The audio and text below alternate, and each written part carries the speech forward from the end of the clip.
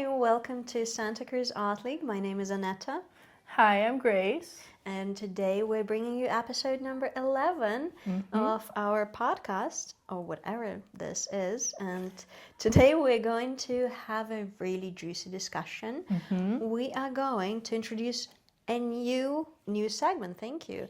We're introducing a new segment to our show, and you'll have to stay tuned to find out which one it is. We're going to talk about motherhood or parenthood and being an artist. Hope to hear it from you, and we're going to talk A little history on the landscape show. Right. And what to expect from the Art League going forward, which is really exciting. We hope to hear your feedback in the comments because we'd love to see what you have to share with us, and let's get into it. Heck yeah. Good morning. Welcome to the episode number 11. Number 11. We're going strong. And today we brought you another fun episode. So, how about we start with something you promised in the previous episode? I did promise last episode. So we got onto this topic because we were talking about open calls. The ones that we had for this year are currently closed until after Open Studios. So Open Studios happens in October. And then November is when we have Luck of the Draw. And it is one of our biggest fundraising events, but it's just really fun. So I'm excited to tell everybody a little bit about it. Yep, let's hear about Luck of the Draw. Yeah, so Luck of the Draw, I don't remember, I think it's been going on for like 25 years. Wow. It's been going on for a long time. But what we do is starting at the end of Open Studios in November, we start taking donations for artworks. So the rules for people donating are that the artwork has to be donated by the artist who made it. So we can't really take donations that are, I have this art in my house by somebody else and I want you guys to have it. It has to be your art that you made. And we ask that it be valued at about 125 or more. We've had a few David Fleming pieces donated, which are worth considerably more than that. So it's really up to the artist what they want to donate. But all of the pieces that get donated go into our gallery. And so we open the show, Luck of the Draw. Our gallery is full of donated artworks. And then we hold an event on, I think it's the second Sunday, where everybody buys a ticket. If you get a ticket, you get an artwork. One by one, we pull those tickets out of a hat. And as your name gets drawn, you get to pick any piece of artwork off of the wall, and it's yours. And the tickets are only like $75. It's crazy. It is crazy. Yeah, it's huge for us because we get to raise money to support our operations. But it's really great because you get to see all this really awesome art. Everybody who comes gets to leave with an artwork. And it's a huge opportunity for you to get an original artwork and support local artists and local gallery for $75. Right. Yeah, it's crazy. Also, it's just a lot of fun for the local artists because they're like, oh, I can't wait to see like who got my piece, Yeah, definitely. And there's other prizes too. We like to try to increase the prize pool. So like if your name is called last or second to last, we'll have something or all that kind of fun stuff. But it's just a really fun event. Everybody gets to go home with an artwork, and the artists who are donating their work, they get to contribute to the Art League. Having your own art make such a huge impact, I think is really fulfilling. So if you're an artist and you have some art you want to donate, come check us out in October, November. It's still a little bit ahead, but I feel like it's good to be prepared a little bit in advance. Totally. Because, usually it takes a very long time to prepare a show and to plan it out and to execute it. Yeah. So just a heads up for you to look forward to something really, really exciting. Definitely. Because this is something that, we're only collecting for a short amount of time. And I know a lot of our artists out there are really busy during Open Studios. So I like to get the word out early ahead of time, so that when you do see that open call, you go, oh, I already have something in mind. So be ready. Be ready. We still have Metamorphosis in the gallery right now until... That's going to be this next Saturday. So when you guys get this, it's going to be this weekend is the last of Metamorphosis. And then our gallery is going to be closed for just a little bit so we can give ourselves some TLC. And then it's the landscape show. It's So very exciting. At the moment of recording, the results are going to be announced in just a couple of days on the 22nd. So by the time you see that, if you're one of the artists that submitted your artwork, you will already know the result. And hopefully we're going to see either you or your art, or both of you, in the gallery at the opening. It's going to be so exciting. It's going to be so cool. I mean, even if your art isn't in, I would still encourage people to come and check out the show. It's just fantastic. Absolutely. And it's never really a statement on your own work.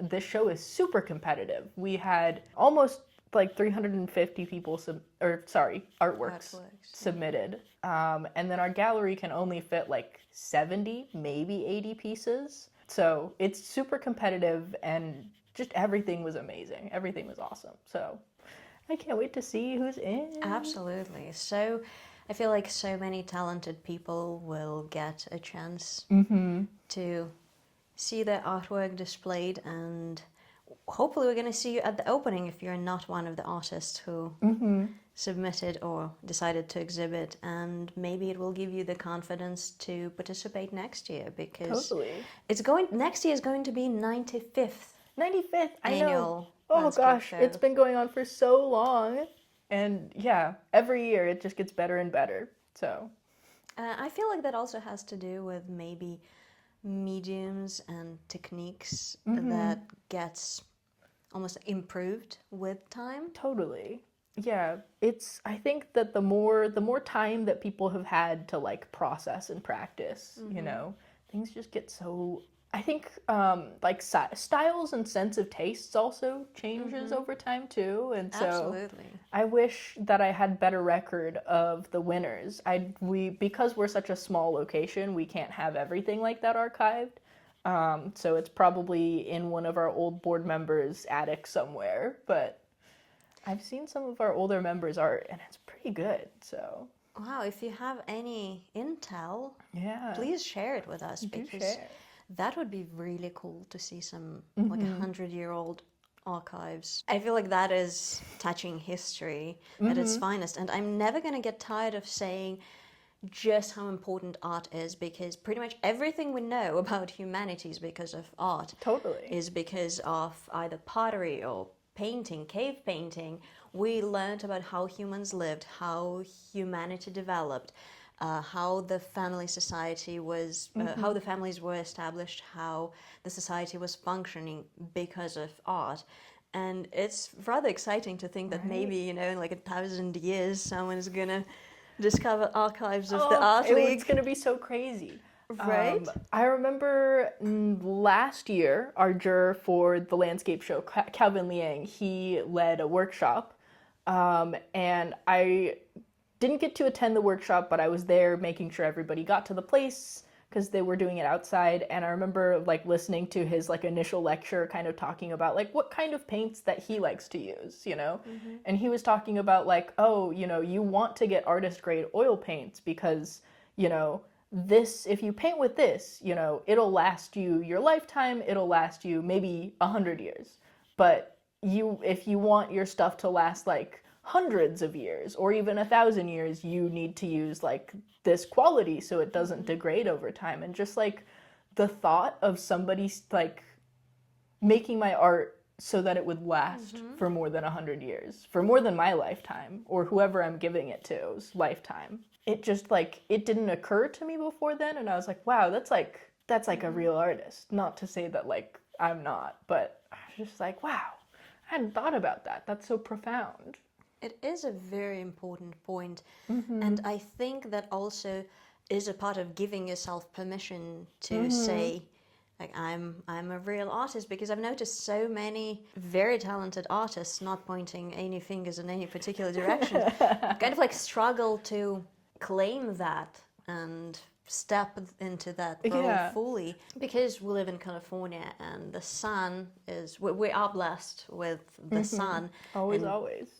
The downside of that is that UV light is damaging to the art materials, to the paints you use, to the colors. And that's like I feel like once I moved to California, I was faced with, okay, I need to find a really good like light fast coating that would protect my work, and I had to put research into light fastness, because I feel like at least like in art school we would grade the paints by light fastness, but I didn't put much thought. Like I knew that it's also like I was, you know, like a teenager, like I knew it's made to last and protect.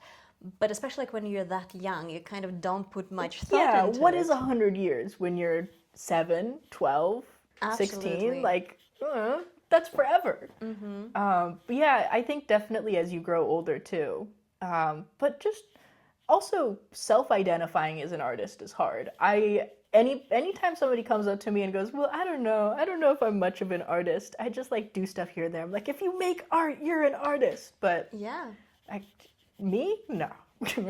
Well, said an artist who sold 2/3 of her artworks at a gallery. So, you know, that's, I feel like that's a constant internal struggle for pretty much every one of us. And I that's think, a process. You know, also maybe some of our viewers out there have been to Catholic school, but you just like self-doubt is a virtue there, I think. Interesting. Yeah. I would be curious to hear your feedback on that, because that's not the experience I went through. And my experience with art was with a mom who was in design. Like her first degree was a shoe designer. That's and awesome. I would see her sketches and her drawings and like the drafting paper, like everything she would do, and a lot of sketchbooks. And I was not really exposed to her self-doubt, even though interesting. she ultimately, like at that point, chose motherhood over shoe design, which I am eternally grateful for.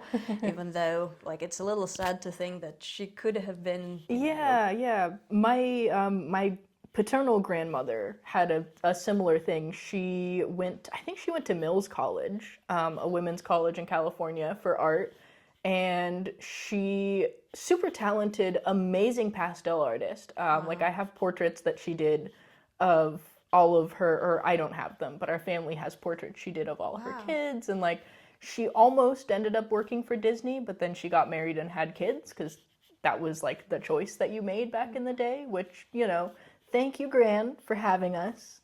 But also, yeah, it's like crazy to think about how that was a choice you had to make. As a woman. Yeah. Men, you can do whatever you want, but not women. I was thinking about that recently too, about whole being a woman and choosing a path, and it's. Yeah. I applaud to those women who can juggle both. Yeah. Actually, we have in the gallery one of the artworks, Lily's artwork. Yes. Hi, Lily. I don't know if you watch this, but shout out to you. She is a new mother. And she makes art. I don't know how, but one of her artwork, Aquarium, is in the gallery right now. I really love that piece, and she actually brought it to one of our critique groups. She did, yeah. It's always really awesome getting to see her work, and fortunately through my work here, I get to talk to a lot of people who are moms and also, you know, do their best to find time to make art. I remember I had a sit down with Jody Bear not too long ago, where we kind of talked about her trajectory. Jody Bear makes the scarves, and she has a couple pieces in Future Forward that we talked about. She's a printmaker, and she went to college, and she, you know, was an artist, and then she had kids, and so she took a long pause during that period of time while she was like raising her kids. She said that she was always doing art in some capacity, though. So like I think her husband was a musician, I want to say. And so they would be traveling a lot with the kids, and she would just be working on her woodblock or her carvings in like the hotel room. That's dedication. Yeah. So it's really interesting. And so a lot of what I hear from people who have kids or have already had their kids and they're grown up now is just that you just have to, even if it's in like a tiny capacity if you just find the time, even if it is really hard to. I hope you guys share your experience with parenthood, not necessarily motherhood, but parenthood in general and making art, because that just looks challenging. I have a dog and a cat, and I feel guilt a lot of the time of that that's the time I could spend with them and dedicate to them. So I cannot imagine what that would be like with a human child. Right? Yeah, it's like I have to focus on this thing right now. And especially like if my cat is like, if I'm focused on a piece and my cat is being extra needy, and like, I love you, but I really need to be here right now and doing this.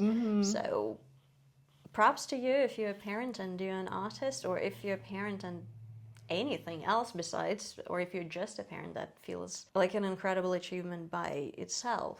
Totally. I feel honored to have heard some of the stories of our artists and witness their art coming to fruition and see how it manifests in their art and shows in the artworks itself. Definitely. Especially back to Lily, a lot of her subjects are like her friends and her family, and so like her kids and her husband are like big parts of her art.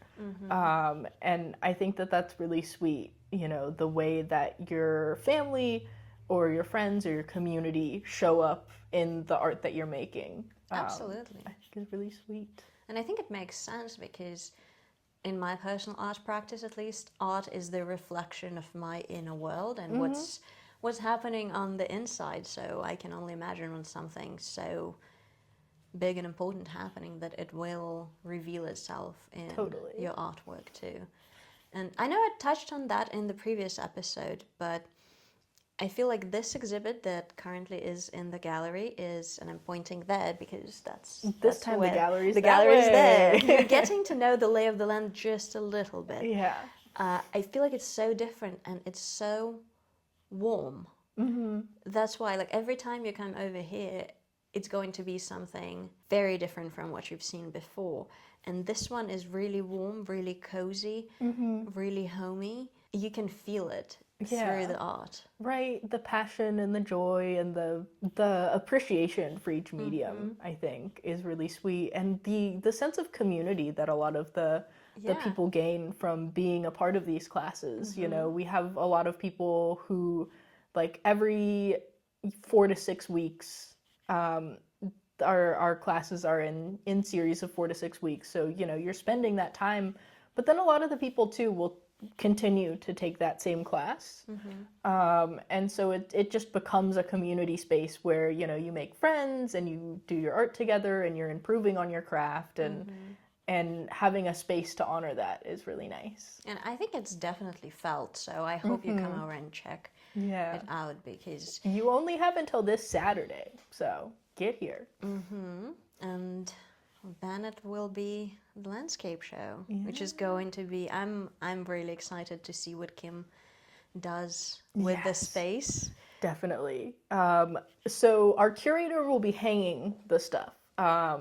So the juror will select the artworks, and so it's kind of our job to make sure that we can kind of keep that vision intact that they show when they're making the selection. We'll have the show hung, and then I want to say that the first Friday of August is when the jurying, or like when the final jurying happens. So the juror comes and gets to see all of the pieces in person and deliberate. And then we have some awards, we've got some cash prizes, so, you know, a little bit of fun for a few people. But just getting in the show in general, I think, is such a big honor.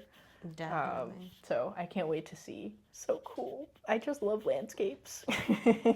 It's, well, bread and butter for a lot of artists. Yeah, actually, if you guys would like to hear a little bit of art history about why landscapes are important locally and in California in general, I'd be happy to share too. Yes, please. Okay, thank you for teeing me up. This is my favorite part.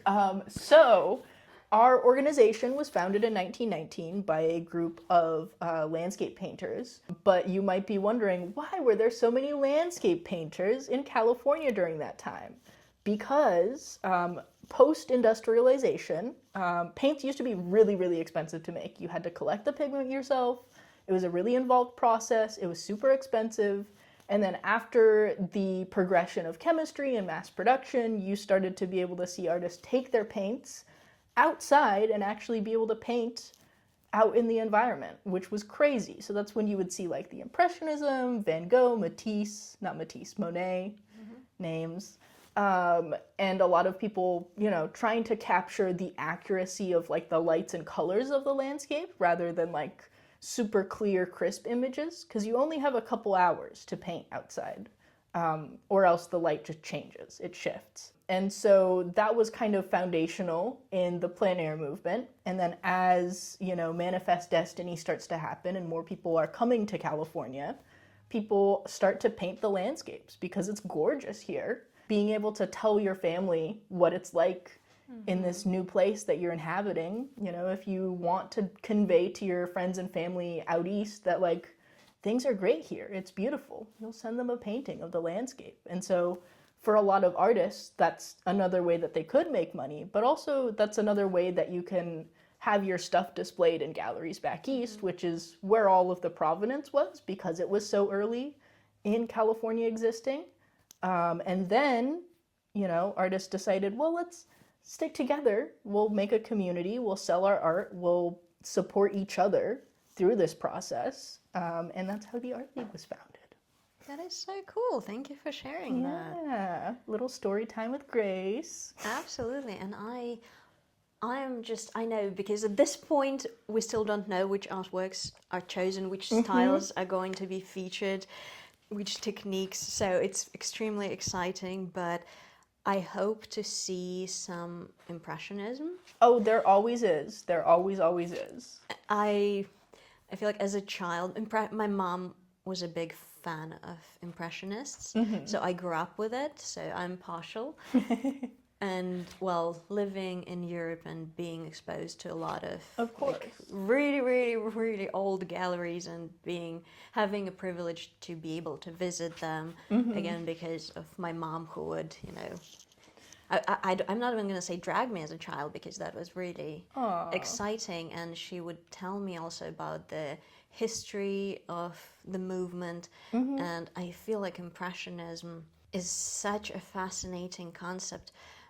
Moving past realism, where the goal was to depict it as precise as possible, which in this day and age, because now we have photography, which that's as realistic as it gets with the traditional photography. Obviously, there's techniques. There's all kinds of stuff you can do. Exactly. But the traditional way, it was before the photography, and the goal was to capture it, to capture and portray the moment exactly as it is. And the Impressionism is exactly that, just the impression of that moment, impression of the light, and the difficulty of relaying it through the paint. Right. It's really interesting because like realism, you see not like crisp in the sense of like, there's like clear outlines of things, because when you do zoom in on a lot of those paintings, like the edges are hazy because your eye doesn't see things in crisp and clear lines. But like the forms are very accurate and like, the shapes are correct in quotations.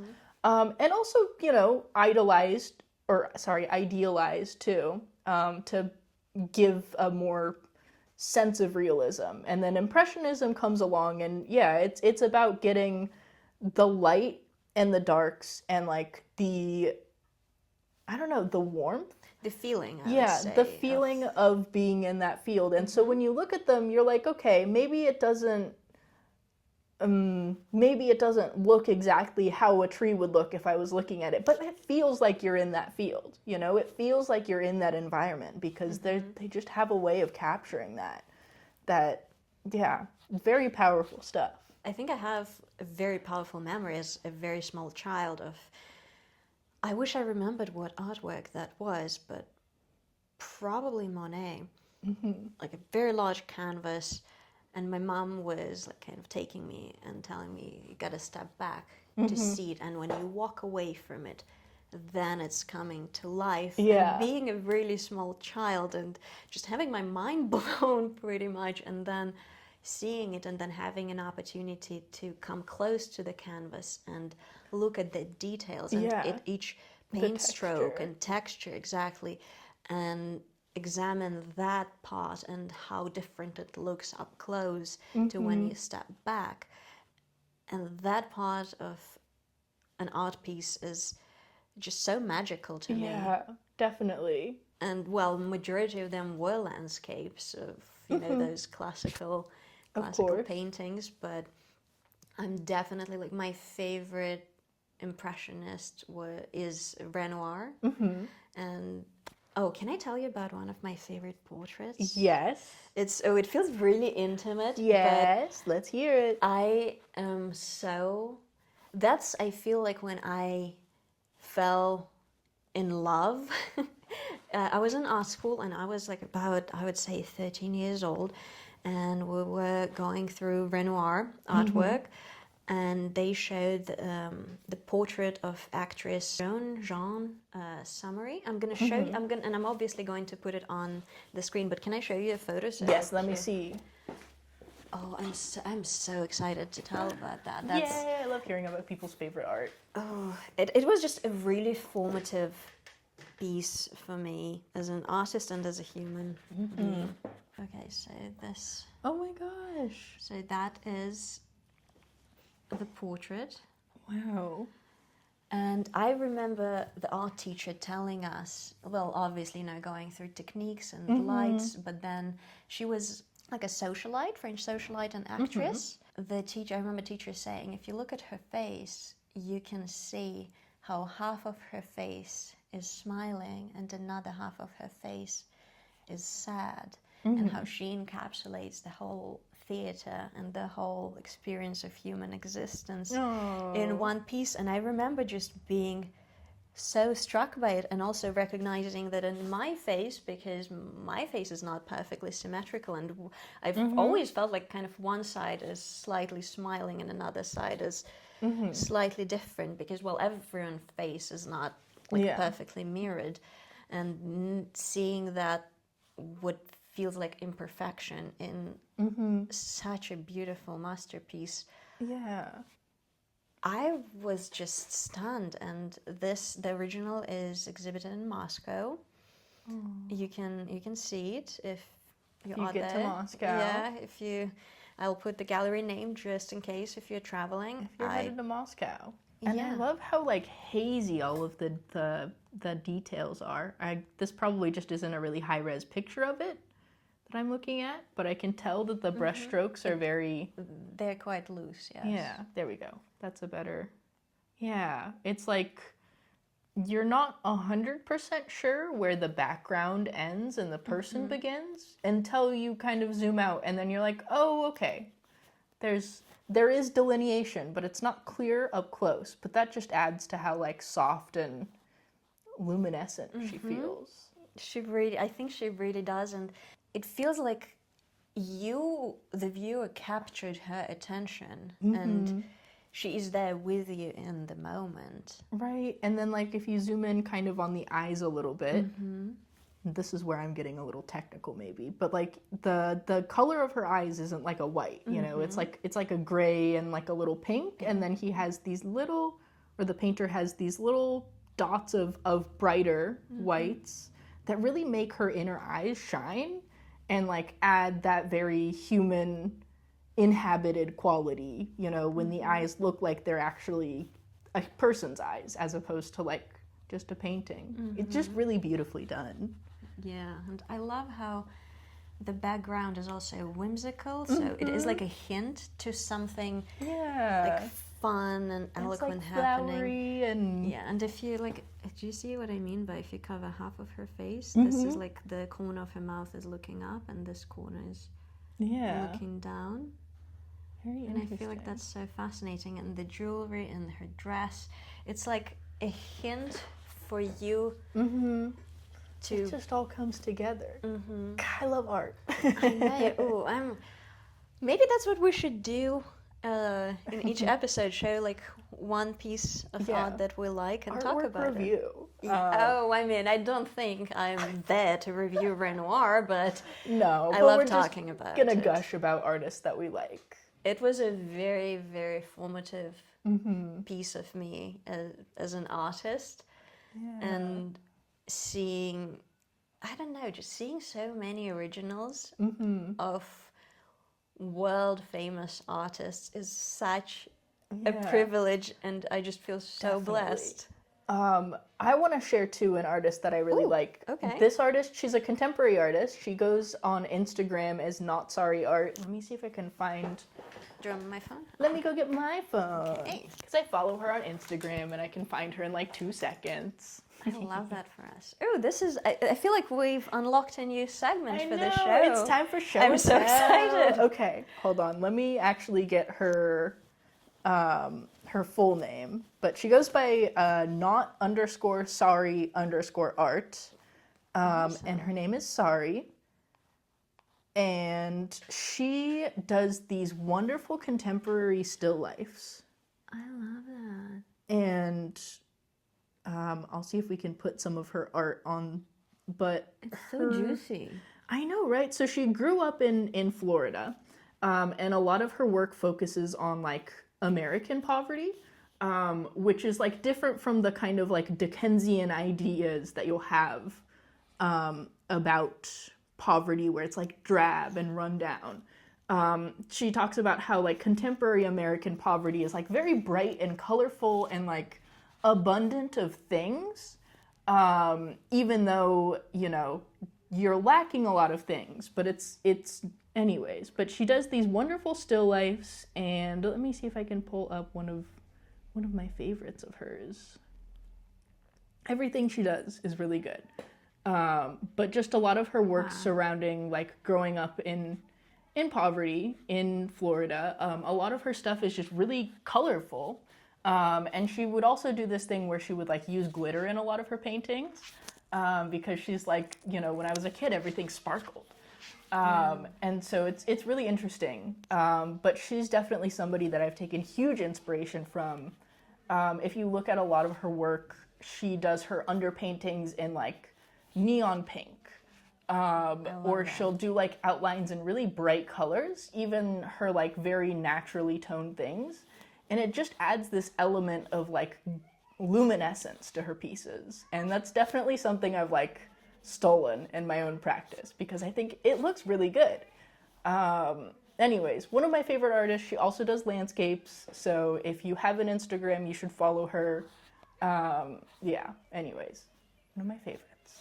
I'm so glad you shared that. This felt very innocent in a way, and encapsulating child's experience, because as a child your brain is not fully formed, so you just take kind of like the best things of that. And the dollar store Barbie, the artwork that you showed, I feel like such a good example of it, because you just grasp those bright shiny pieces and take it with you, rather than just kind of the meaning of what it's like to be buying Barbies from a dollar store. It's just new, bright and shiny and sparkly. Exactly. It's like all of the potential, or she has this one piece that's like just a bunch of plastic flowers in a store. And it's wonderful. Yeah, her work is just amazing, and it really, her use of color is unmatched. Even like when she does plants too, you can zoom in a little bit and you can see like these super bright pinks that she uses to highlight. It's wonderful work. Her stuff just, it glows. It does. And like the still lifes that she does are they feel, you know, they're very fresh and different and contemporary, and it kills me. I see it and I'm like, to be that good. Oh, definitely. Wow. I'll browse the shop and we'll put it on the screen for you so that you can... Oop, that's the phone. What did they offer? They're website designers, but we have a website. We're okay on a website. Check our website. Check out our website. SCAL.org. Yeah, let us know if I should call back those web designers. And we'll conveniently link the page where you can donate. Yeah. Just in case if you decide that we do need the new Yeah, design. so we can pay for said web designers. I love this little segment of our favorite art, and I like that we shared one very classic, very formative, historic point, and another very contemporary. So I think going forward, it would be a cool idea to. Are we keep gonna have carrying homework that. for next week? I think we Bring have some... homework, and let's switch. Next Okay. time you bring something I've got some classic. some classic painters, some classic art that I like. And I'll do contemporary because, well, I am a contemporary artist myself, so I am excited to share. Oh, I that's gonna have be some so fun. ideas. Okay. Yes. Okay, And let us know in the comments, who are your favorite artists? Who should we check out? that would be really cool because I feel like as an artist, that's part of your experience is appreciating other people's art. It's inevitable. Totally. So I'm sure you know someone whom we don't know. So please share it. Do not Yeah. gatekeep. We do not Never, gatekeep. ever, ever. We do not gatekeep in this community. By the way, my bracelet is from Lynn, who was a Yay! drag king at the Bahara Arts Yes. Center, Bahara PVA. Arts, PVA, Bahara Valley. Valley Arts. Okay, we got the Yeah. that's so cool. little copper bracelet. Very nice. Lynn has some good stuff, always. Very talented. You can check their studio out Contemporary. at the Tannery. Yeah, always a treat for the first Friday to come visit. Very multi-dimensional artist. Oh, definitely. Yeah. She has just a broad amount of things that she does. It's very cool. Some larger pieces that include like car hoods, metal work, repurposed like iron and iron boards and metal cast metal, but also like smaller pieces that are just so darling and cute. Right?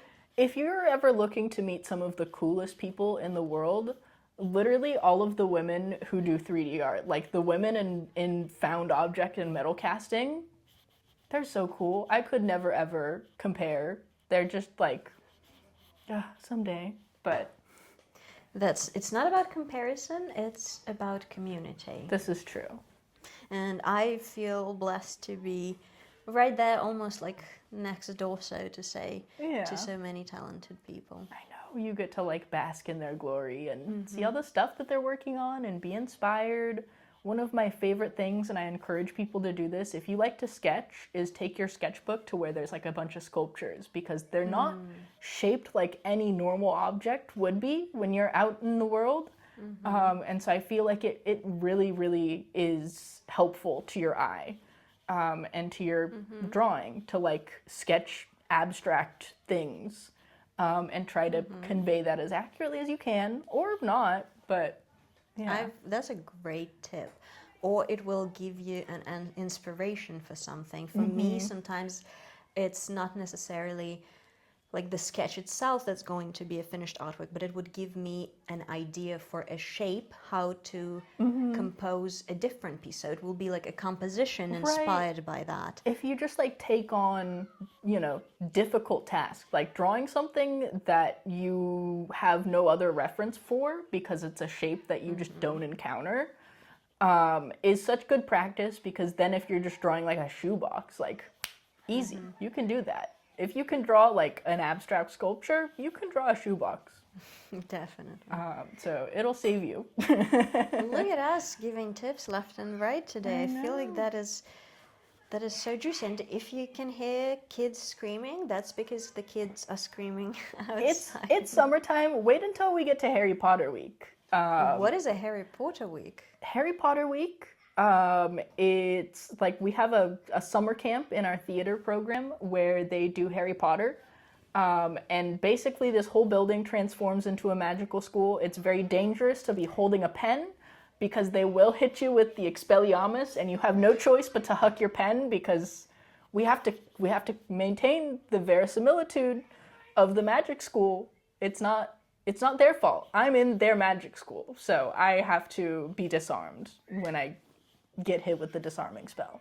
I wish I was a child growing up next to the art league, because I feel like I'm a little too old for the Yeah. Hogwarts School at the Art League, but that sounds like a really good time. It's fun for me. I mean, I complain about having to, throw my pen across the room, but it's fun, okay? We're just big kids here. Oh, we all are, and I feel like being an artist, part of it is embracing this childlike part of us that wants to have fun, wants to explore, wants to play, wants to experiment with different mediums and paints and shapes and colors. Yeah. And I feel like a lot of people do not allow themselves to do that. I'm so curious how much of that is going to be picked up. Oh gosh, there's a fight. I'm just kidding. It's not actually a fight, but I never know with the kids what is going on. Well, so the thing about these kids is that they are actors and they're working on projecting, and so they can get very loud, which is, it's very good for the stage. So, but you might be, oh, they're arm wrestling. Okay, it's not actually fighting. Good for them. Yeah. All right. That's probably our cue to wrap it up for today. Definitely. I think it's been a nice and juicy episode. And please share in the comments your thoughts, your favorite artists, your feedback. Yeah. Which artists are you watching right now that you think we should check out? Maybe if we run out of ideas for artists to review, then if you let us know in the comments. I don't think that will ever happen. I don't to think be realistic. so either, but if you share anybody really cool, we'll probably talk about it in one of our episodes. Absolutely. I'd love to highlight some of your favorite artists. So, all right, let's wrap it up. Thank you so much for tuning in this week. I really hope you enjoyed it. Episode number 11. We're going strong, and next week I'm so excited to come back with a homework for you. I know. All right. We'll see you next week. Bye. Bye.